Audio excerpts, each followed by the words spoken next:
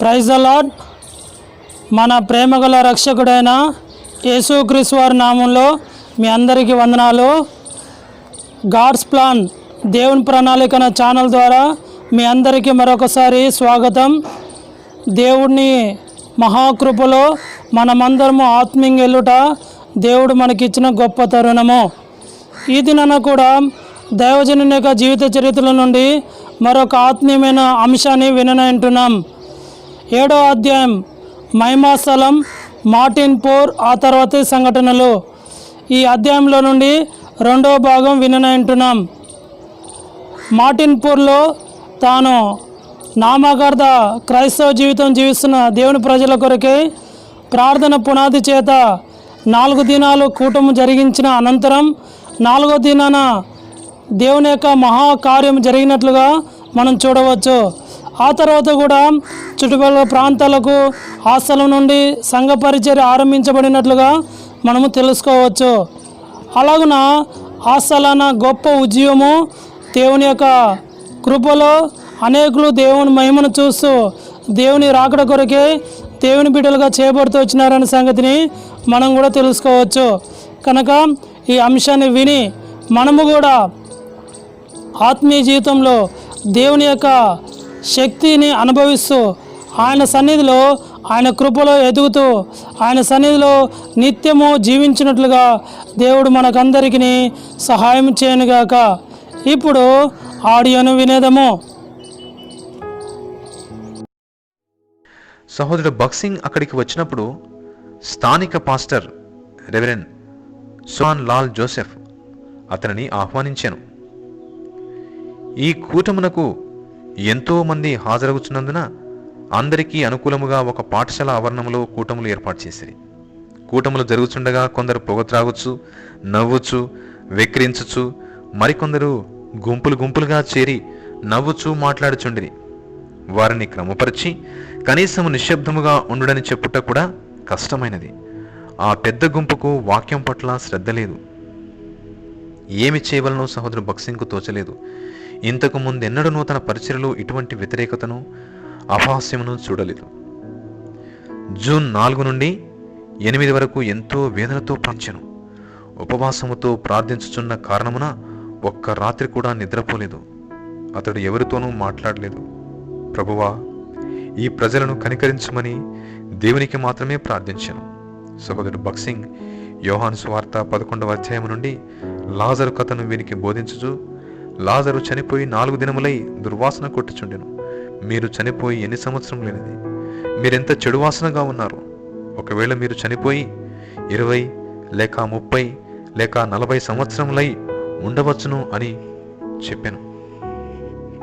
సహోదరుడు భక్సింగ్ 14వ తేదీ రాత్రి బోధించుచు, ఇది నా చివరి కూటము, మరుసటి దినమున నేను వెళ్ళిపోవచ్చున్నానని ఆ ప్రజలకు చెప్పి, దయచేసి ప్రార్థనకు లేచి నిలబడదరా అని మనవి చేశాను. అందరూ ప్రార్థనకు లేచి నిలబడిరి. అతడు ప్రార్థించుచుండగా ముందు నిలబడిన ఒక మనుష్యుడు క్రింద పడెను. అతనికి తేలు కుట్టినదేమోనని సహోదరు భక్సింగ్ అనుకొనెను.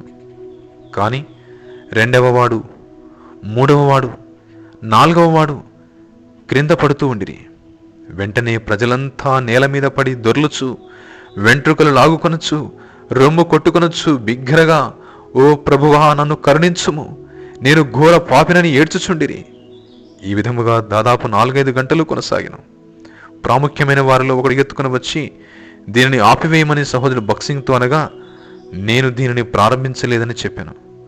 ప్రజలు ఏడ్చి ఉదయం 3 గంటల వరకు తమ పాపముల విషయమే పశ్చాత్తాపడిరి. ఆ రాత్రి కొంతమంది నిజముగా దేవుని అగ్ని కుమ్మరించబడుట చూచిరి. ఒక వ్యక్తి పొలమునకు నీరు పెట్టుచుండగా అగ్ని గోళం వలె భూమి మీద పడినట్లు చూచితనని చెప్పాను. మనుష్యులు నేలపై పడిరి. కొంతమంది గొప్ప వేదనతో బిగ్గరగా ఏడ్చుచు, ధూళి తమ మీద పోసుకొనొచ్చు, రాళ్లతో గాయపరచుకొనొచ్చు కృప కొరకు వేడుకొనిరి. 500 కంటే ఎక్కువ మంది ఆ కూడికలో ఉండిరి. ఆ గ్రామ పాస్టర్ మరియు ప్రధానోపాధ్యాయుడు ఇద్దరును పశ్చాత్తాపడి రక్షణ కొరకు ప్రభు యేసును నమ్మికించిన వారిలో ఉండిరి. పోట్లాడు కేకలకు బదులు గ్రామమంతా పాప క్షమాపణ కొరకైన కేకలతో మారుమ్రోగెను. ఆ గ్రామ సమాజమును నడిపించే ఒక పెద్ద సహోదరుడు భక్సింగ్ను ఎంతో వ్యతిరేకించడివాడు. తన పొలములో గొర్రెలను కాయచ్చు ఒక అగ్నిగోళము ఆకాశం నుండి ఆ గ్రామం మీద పడినట్లు చూచి వెంటనే ఆలస్యం చేయకుండా తన పొలము వదిలి కూటమునకు వచ్చెను. ఈ వ్యక్తి పశ్చాత్తాపడి ప్రభువును రక్షకునిగా అంగీకరించి తర్వాత సహోదరుడు భక్సింగ్తో సరిచేసుకొనెను. దేవుని పని ఆ వారమంతా కొనసాగెను. ప్రజలు ఇంటింటికి ప్రతి వ్యక్తి దగ్గరకు వెళ్ళి పాపములను ఒప్పుకొని ఒకరితో ఒకరు సమాధానపడిరి.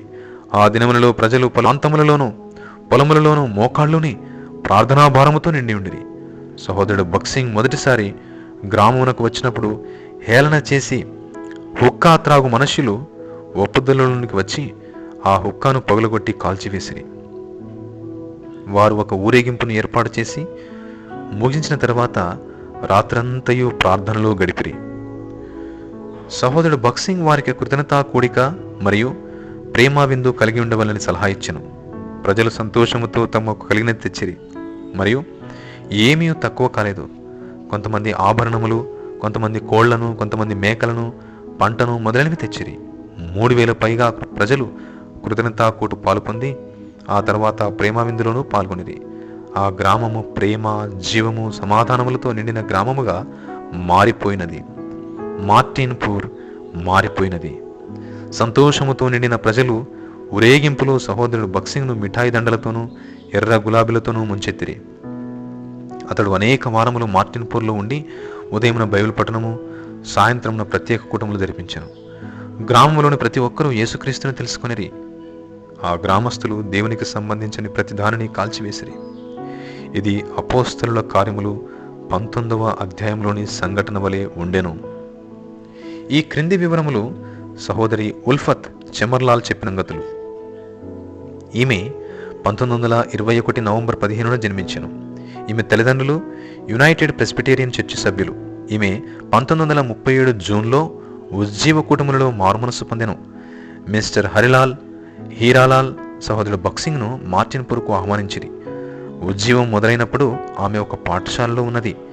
ఆ వారాంతమునకు ఇంటికి వచ్చినప్పుడు ఒక ఆదివారపు ఆరాధన కూటంలో కొంతమంది బాలికలు ముందు కూర్చొని పాడుచు, చప్పట్లు కొట్టుచు దేవుని ఆరాధించుట చూచెను. ఆడపిల్లలు ఆ రీతిగా పాడుచు చప్పట్లు ఎట్లు కొట్టేదరని మొదట అనుకొనెను. సాయంకాలపు కూటములో సహోదరుడు భక్సింగ్ సిలువలో దేవుని ప్రేమను గురించి మాట్లాడుచు, తండ్రి ఏమి చేయుచున్నారో వీరు ఎరుగరు గనుక వీరిని క్షమించుము అని యేసుప్రభు చెప్పిన మాటలు జ్ఞాపకం చేశాను. అతడు బోధించుచుండగా ఆమె ఇట్లు చెప్పాను, నేను నా పాపములను చూచి తిని క్రీస్తు శిలువ మీద నుండి కిందికి దిగి ఆయన హృదయమును చేతిలో ఉంచుకొని నా వైపు వచ్చట చూచి తిని నా పాపములను ఒప్పుకొనుచు ఏడ్చి తిని. ఆమె ఆ సాయంత్రమున ముందుకు వెళ్ళి యేసుక్రీస్తు ప్రభువును తన సొంత రక్షకునిగాను ప్రభువుగాను అంగీకరించెను. ఆమె భర్త మార్టిన్పూర్ గ్రామ అధికారి. 1938వ సంవత్సరంలో యేసు ప్రభువును తెలుసుకొని 1990వ సంవత్సరంలో అతడు చనిపోవునంత వరకు అతని జత పని వారితో కలిసి ప్రభువు పనిసెను. మార్టిన్పూర్, పాకిస్తాన్లలోని కొన్ని ప్రాంతముల్లోని స్థానిక సమాజములలో వారిరువురూ కలిసి ఉత్సాహముతో ప్రభు పనిచేసిరి. రక్షింపబడక మునుపు ఆ ఊరినంతటినీ భయపెట్టిన లాల్దెన్ మార్టిన్పూర్లో జరిగిన ఉజ్జీవ కూటములను గురించి ఇట్లు వ్రాశాను. ఆ కూటములలో పరిశుద్ధాత్మ గొప్ప కార్యము చేయగా ప్రజలు తమ పాపములను ఒప్పుకొనుచు దాదాపు 2 గంటల సేపు పశ్చాత్తాపడిరి. ఆ భవనమంతయు దేవుని గొప్ప శక్తి యొక్క ఆధీనములో ఉండెను. ఎవరినో కూటమును విడిచి భోజనమునకు కూడా వెళ్ళలేదు. అందరూ క్షమాపణ నిమిత్తము, గత పాపముల శుద్ధీకరణ నిమిత్తము, పాప భారము నిమిత్తము బిగ్గరగా ప్రలాపించుచుండిరి. ఆ కూటములలో మా పాప భారములు తొలగింపబడినవి, నా హృదయము నుండి పాపము దొర్లించబడెను. ప్రజలు ఊహించలేని సంతోషముతో నింపబడిరి. పాటలు పాడుచు ఊరేగింపుగా గ్రామంలోనికి వెళ్ళిరి. ఒక్కొక్క వరుసలో 2-3 ఉండి పాటలు పాడచ్చు శోధింపశక్యముగాని క్రీస్తు యొక్క ఐశ్వర్యమును ప్రకటించుచు వీధుల్లోనికి వెళ్ళితిమి. ఊరేగింపు ముగించి తిరిగి వచ్చి మోకరించి ప్రార్థించితిమి. మానవుడు 1000 సంవత్సరములలో చేయలేని కార్యములను దేవుడు కొద్ది క్షణములలోనే చేయగలడు. ఆత్మీయముగా అంధత్వములున్న ఆ గ్రామమును దేవుడు తన గొప్ప శక్తితో వెలుగు, సంతోష, సమాధానములు గల గ్రామముగా మార్చెను. పాకిస్తాన్లో ఆ దినములలో జరిగిన ఉజ్జీవ కూట ఫలితములు నేటికిని ఇండియా, పాకిస్తాన్లో అనేక స్థలములందు చూడగలము. కొన్ని సంవత్సరముల తర్వాత మార్టిన్పూర్లోని ఈ అనుభవం గురించి సహోదరుడు బక్సింగ్ 1983 డిసెంబర్ 25 హెబ్రోను సందేశంలో ఇట్లు వ్రాసెను. ఈ కూటముల పిమ్మట ప్రేమ విందు కలిగి ఉండవల్లని మేము తీర్మానించుకొంటిమి. పరిసర గ్రామములకు ఈ ప్రేమ విందు వార్త వ్యాపించగా దాదాపు రెట్టింపు ప్రజలు హాజరైరి. దాదాపు 5,000 మంది ప్రజలు వచ్చిరి. అప్పుడు గ్రామ పెద్దలు నా యొద్దకు వచ్చి, ఈ ప్రజలు మాకు అతిథులు, వారిని ఆకలితో పంపుట మాకు ఇష్టం లేదు.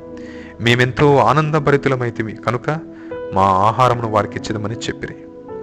వారందరూ దేవుడు నిర్ణయించిన ఆశీర్వాదములను పొందుటకు వచ్చి ఉన్నారు కనుక మొదట మనము కూటము కలిగిన తర్వాత భోజనము చేయదమని చెప్పి తిని, అట్లు మేము కూటము కలిగి ఉంటిమి. భోజనము వడ్డించకమునపు ప్రభువా, ఈ ఆహారమును ఆశీర్వదించి అభివృద్ధి చేయమని ప్రార్థించితిమి. ఏ అభ్యంతరము లేక కడుపు నిండు వరకు తినవచ్చునని మేము చెప్పితిమి. వారందరూ తృప్తిగా భుజించిన తర్వాత కూడా ఎంతో ఆహారం మిగిలిపోయాను. మిగిలిన ఆహారమును తర్వాత పంచిపెట్టితిమి. అప్పటి నుండి ఉజ్జీవ కుటుంబాల తర్వాత ప్రేమా విందులను ప్రారంభించితిమి. అందరినీ ఈ ప్రేమా విందులకు ఆహ్వానితిమి. ఎన్నడూ ఆహారము కొదవ కాలేదు. ఆ వారములో ప్రభు మాకెన్నో పాఠములు నేర్పించెను. మా దృష్టి ప్రభుపై నుంచినంత కాలము ఆశీర్వాదములను అనుభవించితిమి. మా వైపు దృష్టి మరలించినప్పుడు సమస్యలు ఎదుర్కొంటిమి. ఉజ్జీవ ఆత్మ ప్రభావము ప్రజలందరిపై ఉండెను. ప్రజలందరి ప్రవర్తన మారిపోయెను. ప్రతి స్థలము ప్రార్థనాత్మతో నిండిపోయెను. పొలములోనైనను పాఠశాలలోనైనను ప్రజలు ప్రార్థించుచుండిరి. అన్ని వయసుల వారు రాత్రింబవళ్ళు ప్రార్థించ మొదలెడిరి. కొందరు వృద్ధులు గుంపులు గుంపులుగా చేరి ప్రార్థించిరి. ఆ సమయం నుండి ప్రభువు ఆ గ్రామములో నూతన కార్యము చేయ ప్రారంభించారు. ఆ గ్రామము నుండి అనేక యవనస్తులు పాకిస్తాన్, ఇండియా దేశములలో వివిధ స్థలములకు సువార్త ప్రకటించుటకు వెళ్ళిరి. ఆ గ్రామంలో 1952 సంవత్సరములో నూతన నిబంధన నమూనా అనుసరించి ఒక స్థానిక సంఘము ఏర్పడెను. దీని తర్వాత పాకిస్తాన్ అంతట్లో ఎన్నో సంఘములు ఏర్పరచబడెను. ఈ ఉజ్జీవ కూటముల తర్వాత ప్రభువును గాఢముగా ప్రేమించిన 70 మంది యవనస్తులు ప్రతి గ్రామమునకు సువార్తను తీసుకుని వెళ్ళిరి.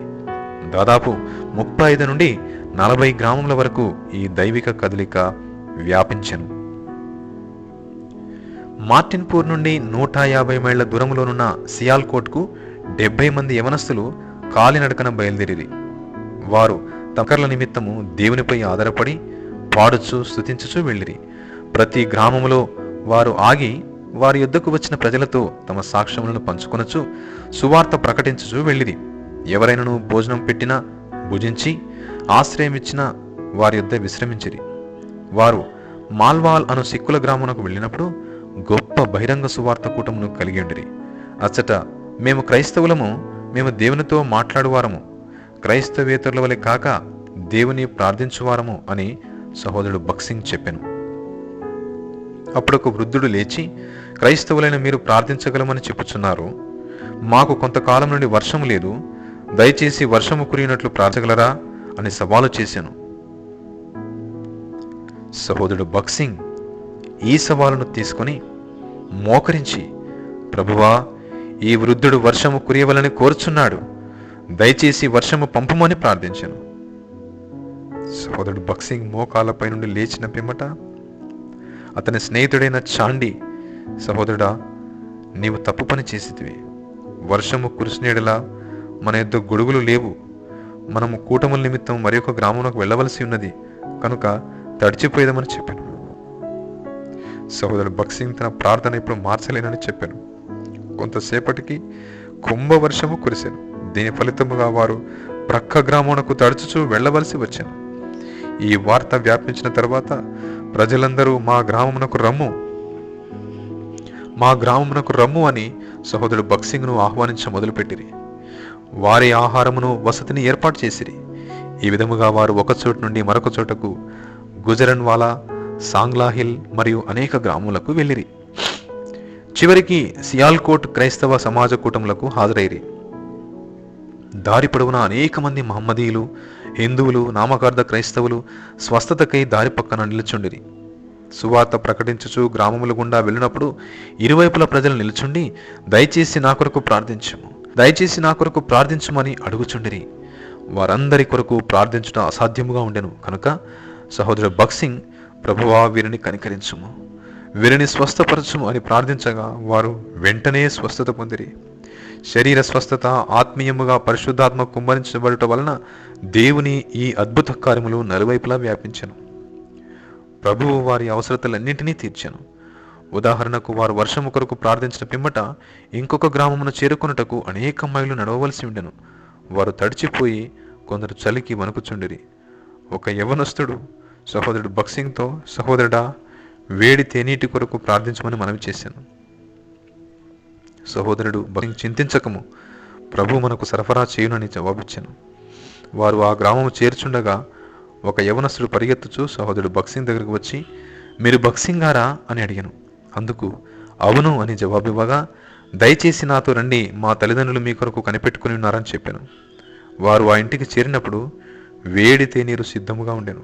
ప్రభువు ఈ రీతిగా దారి పొడవునా వారి అవసరతలను తీర్చాను.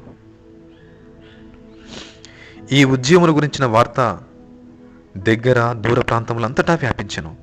సామాన్య బోధకుడుగా ఉండిన సహోదరుడు భక్సింగ్ పేరు ఇంటింటా మారుమ్రోగెను. ఇండియా దేశపు ప్రొటెస్టెంట్ క్రైస్తవుల మధ్య సహోదరుడు భక్సింగ్ పేరు ప్రఖ్యాతిను. కరాచీ, సింధు, బెలూచిస్తాన్ ప్రాంతములలో మెథడిస్టు, సిఎంఎస్ చర్చిలతో సన్నిహితముగా సేవ చేయు సహోదరుడు భక్సింగ్ ఆ డినామినేషన్ పద్ధతుల వలన దేవుని వాక్యమును అనుసరించి పరిశుద్ధాత్మ నడిపింపు ప్రకారము సేవ చేయలేనను గ్రహింపుకు వచ్చెను. కనుక అందరినీ సమానముగా సేవించుటకై ఇతర క్రైస్తవ శాఖలతో కలిసి పనిచేయుట కంటే స్వతంత్ర సంచార సేవకుడుగా ఉండటం మంచిదని తీర్మానం చేసుకొనెను.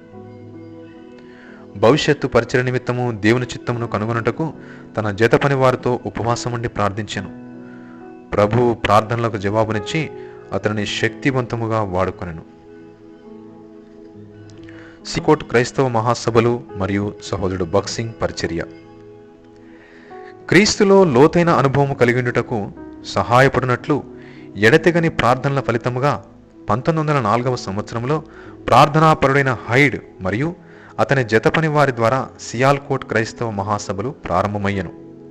ఈ అద్భుత సభల నిమిత్తము ప్రభువు John N Hyde, RM Chain Patterson, George టర్నర్లకు గొప్ప భారమునిచ్చెను. దేశీయ విదేశీయ క్రైస్తవ సేవ చేయువారు, పాస్టర్లు, బోధకులు, సువార్థికులందరిలో లోతైన ఆత్మీయ కార్యము జరుగుటకు సహాయపడినట్లు సంవత్సరమునకు ఒక పర్యాయము ప్రార్థన, బైబిల్ పఠనం అవసరత ఉండెను.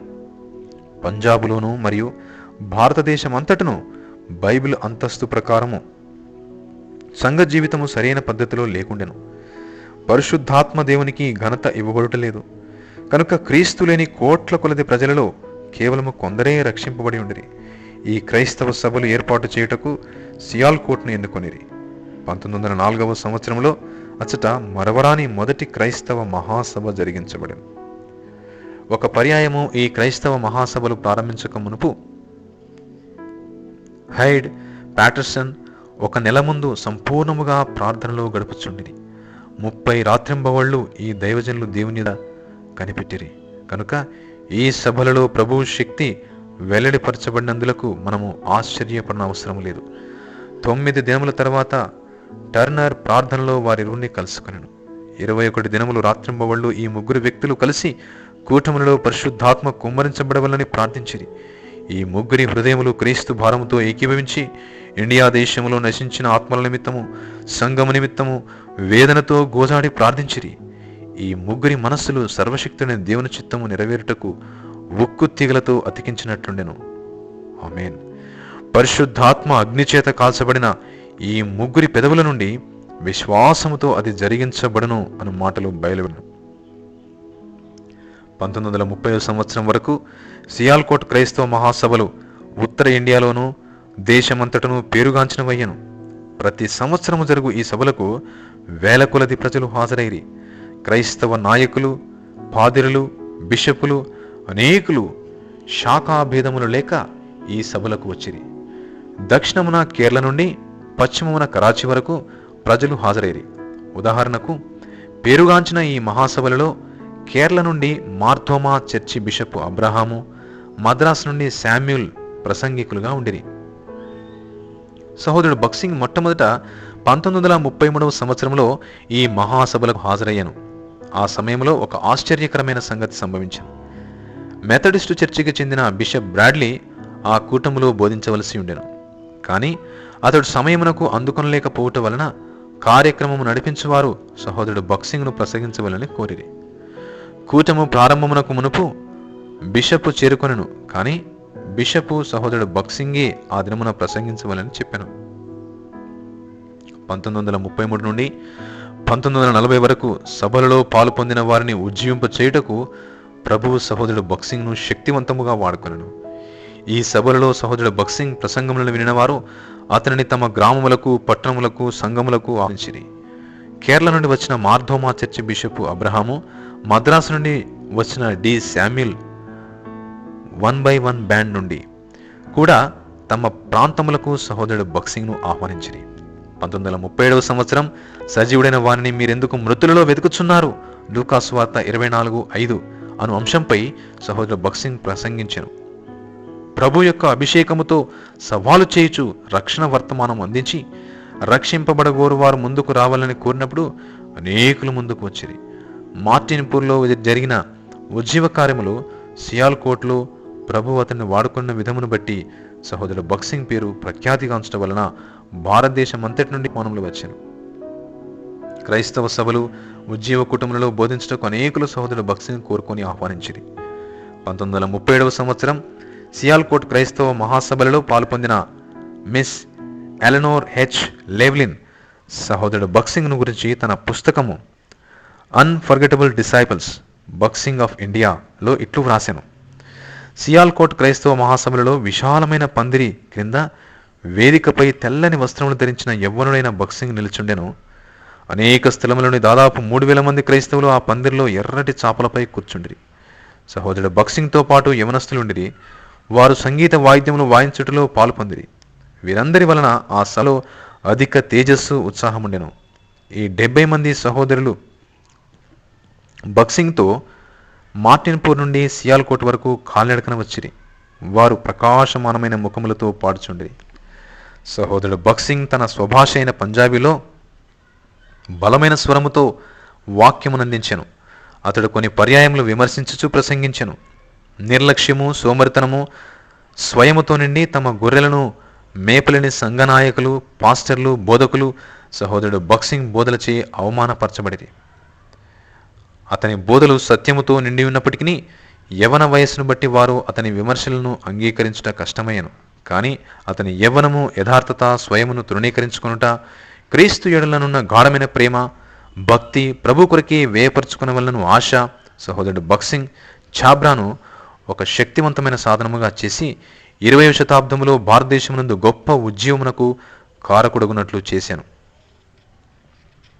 తరువాతి అధ్యాయములో పరిచర్య నిమిత్తమై ప్రభు సహోదరుడు బక్సింగ్ కొరకు ఇండియాలో ఝాన్సీ, ఆగ్రా, పూనా, మద్రాసు, కేరళలోని తిరువన్కూరు మున్నగు స్థలములలో ఎట్లు ద్వారములు తెరిచెనో చూచెదము. 7వ అధ్యాయము ముగిసెను.